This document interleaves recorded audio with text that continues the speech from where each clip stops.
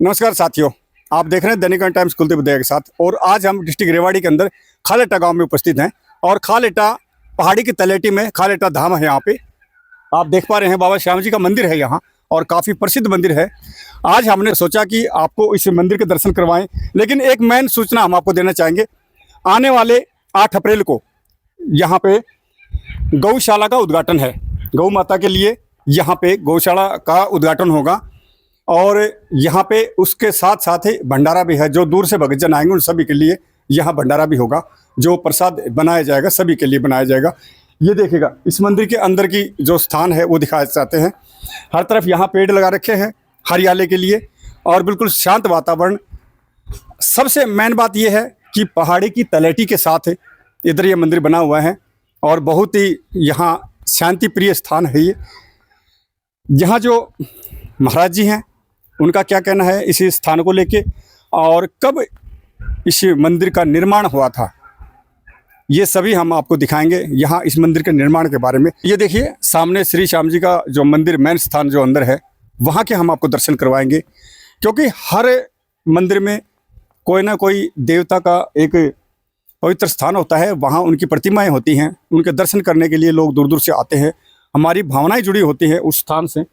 हम आपको विशेषकर यहाँ के बारे में दिखाएंगे। खालेटा धाम के जो श्याम जी का जो यहाँ इस मंदिर की जो अंदर की फुटेज है वो दिखाएंगे। ये देखिए सुंदरता की अगर हम बात करेंगे तो बहुत ही सुंदर दृश्य यहाँ सामने, बिल्कुल साक्षात यहाँ पे श्री श्याम प्रभु जी के आप दर्शन कर पाएंगे। ये देखिएगा, लोग दूर दूर से जाते हैं हर जगह दर्शन करने के लिए।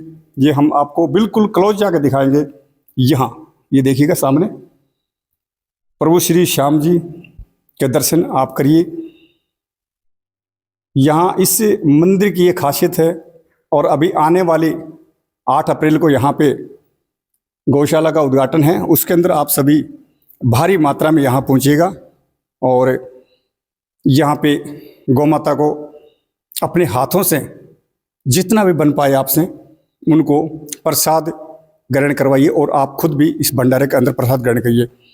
क्योंकि कहा गया कि गौ माता हमारे हिंदू धर्म के अंदर एक माता का दर्जा दिया गया उसको। इसी को देखते हुए हमने बताया। और इस मंदिर की सुंदरता चारों तरफ से, ये ऊपर की साइड आप देखना चाहेंगे, ये देखिएगा चारों तरफ से इसको बहुत अच्छी तरह से सजा रखा है। यहाँ इधर एक दर्शन करने माता जी पहुंची हैं। कहाँ से आई हैं ये माता जी, पूछिए, बताइए माता जी कहाँ से आए हो? खालेटा। खालेटा से। कितनी बार आ चुके हो आप? कई बार आ चुके हैं। कई बार आ चुके हो। हाँ। तो यहाँ आने के बाद कैसा लगता है आपको? ठीक लगता है। ठीक लगता है। हाँ। क्योंकि जो धार्मिक स्थान होते हैं ना हमारे, वहाँ हमें जाते हैं तो एक आत्मा को शांति मिलती है। वहाँ जाने के बाद आत्मा को शांति मिलती है। हम जीवन में कितना भी कुछ करें, लेकिन इससे बड़े पवित्र स्थान नहीं होते जहाँ ऐसे पवित्र स्थान बने होते हैं, मंदिर बने होते हैं जहाँ आत्मा को शांति मिलती है। तो याद रखिएगा, आने वाली 8 अप्रैल को आप ज़्यादा से ज़्यादा संख्या में यहाँ पहुँचिएगा, और इसी मंदिर के अंदर प्रभु श्री श्याम जी के दर्शन करिएगा। तो साथियों, अभी हमारे साथ इस मंदिर के पुजारी जी बन चुके हैं। पुजारी जी जय श्री श्याम। जय श्री श्याम। इस धाम की अगर हम चर्चा करें और गुणगान करें तो हमारे पास शब्द नहीं है।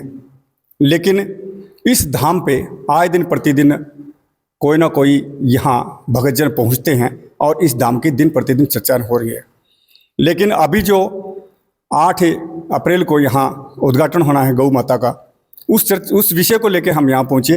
तो पुजारी जी सबसे पहले ये बताइएगा, आप जिस प्रकार से अभी पुजारी बने हैं, ये आप कब बने थे, कैसे विचार बना आपका? जय श्री श्याम। जय श्री श्याम। मैं जी 2012 से बाबा की भक्ति में आगे बढ़ता जा रहा हूँ। दिन प्रतिदिन हर दिन आगे बढ़कर बाबा की भक्ति में लीन हो रहा हूँ जी।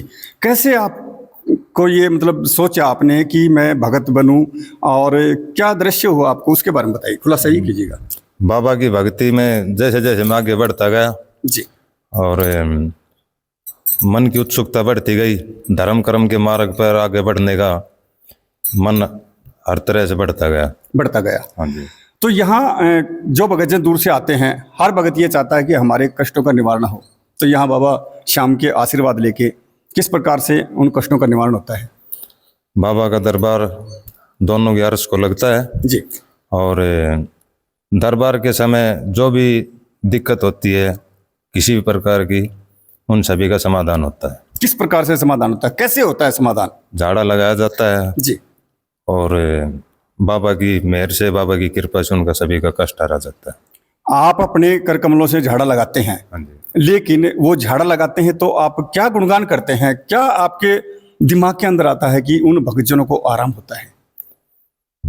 गुणगान तो बाबा की मेहर होती है जी, बाबा की कृपा और बाबा की मेहर से ही लोगों का कष्ट कटता है जी। क्योंकि वो बता नहीं सकते, जिस समय प्रभु के ध्यान में लीन होते हैं तो उनका आशीर्वाद होता है, अपने आप जो वचन निकलते हैं मुख से वो उन भक्तों का निवारण हो जाता है, उनका दुख दूर होता है। तो अभी जो गौ माता का आप यहाँ उद्घाटन करेंगे, और इसका आपने कैसे विचार किया कि यहाँ गौ माता के बारे में मैं गौशाला यहाँ उद्घाटन करूँ? मेरा मकसद सिर्फ धर्म को आगे बढ़ाना जी। और लोगों को अच्छा मार्गदर्शन कराना। इसी वजह से मंदिर के साथ साथ गौशाला को उद्घाटन करने का निर्णय लिया गया कि मंदिर के साथ साथ लोगों की गौ के प्रति भी श्रद्धा बढ़े।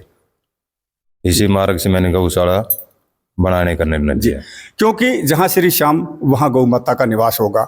और आप सभी भक्तजनों से विशेष अनुरोध है कि यहाँ 8 अप्रैल को आप पहुँचिएगा, और उसके अलावा आप आगे भी आते रहना और अपने हाथों से पुण्य कमाना, यहाँ पे गौ माता की सेवा करना, गौ माता को चारा डालना, गुड़ खिलाना, जितना भी आपसे सहयोग हो, 1 रुपया 2 रुपया या लाख रुपये आप यहाँ दान करें। आपका दान दिया हुआ व्यर्थ नहीं जाएगा। वो कहा है ना कवि ने कि चिड़ी चोंच भर ले गई नदी घटे ना नीर, दानी दान देते रहें कह गए संत कबीर।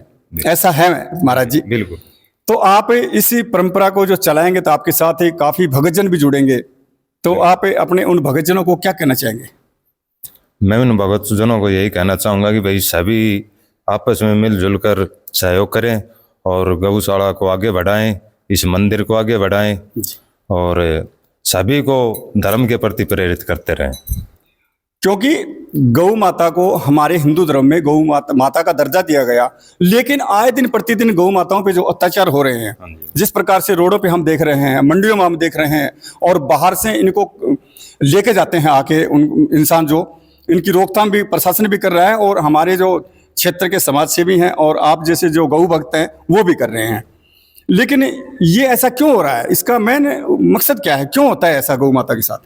गौ माता के साथ ऐसा है जी, इस चीज़ को रोकने के लिए ये गौशाला का निर्माण किया जाता है, और ताकि ये दुर्घटना गौओं के साथ कम से कम हो, उनके साथ अत्याचार कम से कम हो। आज हर कोई तो बराबर नहीं होता, लेकिन हर कोई समान भी नहीं होता जी। कोई इनको दूध पी के छोड़ देता है तो इनकी रखवाली भी करता है कोई। और गौशाला का मकसद यही है कि जो भी बेघर गौएं घूमती हैं, रोडों पे घूमती है, मंडियों में घूमती है, उन सभी को गौशाला में लाकर उनकी सेवा करी जाए, ताकि वो भूखी न रह सके, प्यासी न रह सके और उनका उद्धार हो जी। और गौ माता की सेवा आप करेंगे तो आपको उसका फल अवश्य मिलेगा, क्योंकि भगवान ने आपको यहाँ मानव जीवन दे के यहाँ उतारा है, तो आप यहाँ अच्छे कर्म करें। हम यही बताते हैं आपको, अच्छे कर्म करें ताकि आपका जीवन सफल हो। और कल 8 अप्रैल को यहाँ सुबह 9 बजे हवन होगा, उसके बाद यहाँ भक्तजनों के लिए प्रसाद वितरण होगा। तो आप ज़्यादा से ज़्यादा संख्या में यहाँ पे भक्तजन पहुँचिएगा और विशेष करके श्री श्याम प्रभु के और गौ माता के और महाराज जी का आशीर्वाद लीजिएगा, ताकि आपके परिवार में, बच्चों में सुख शांति बनी रहे। तो आप देख रहे थे दैनिक करंट टाइम्स, कुलदीप दया के साथ। नमस्कार साथी।